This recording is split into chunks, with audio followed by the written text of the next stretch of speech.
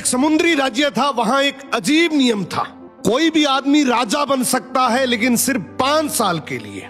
जैसे 5 साल पूरे होते उसे एक भयानक जंगल में छोड़ दिया जाता, जहां जंगली जानवर उसे मार देते।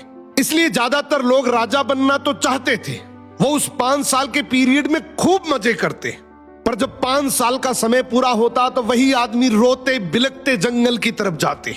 एक दिन एक समझदार आदमी राजा बना। उसने सोचा 5 साल तो बीत जाएंगे, अगर मैंने आज से ही बाद का सोच लिया तो मैं बच सकता हूं। अब वो राजा था तो सारी चीजें उसके कंट्रोल में थी। पहले साल जंगल में शिकारी भेजे, खतरनाक जानवरों को हटा दिया। दूसरे साल लकड़ी काटने वाले को भेजा, जंगल साफ करवा दिया। तीसरे साल किसान भेजे, खेती शुरू हो गई। चौथे साल घर और महल बन गए। 5वें साल तक वो जंगल एक खूबसूरत शहर बन चुका था। लोग हैरान थे। ये राजा रो नहीं रहा था, बल्कि खुशी खुशी जा रहा था। क्यों? क्योंकि जहां दूसरे लोग मौत देखते थे, उसने अपने फ्यूचर का राज्य बना लिया था और फिर वो वहां जाकर आराम से राजा की तरह रहने लगा।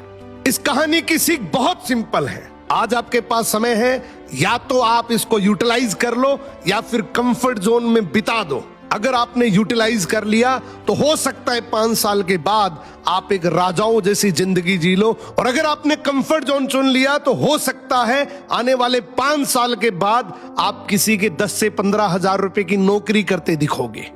समय आपका है, जिंदगी आपकी है, डिसीजन भी आपका ही होगा।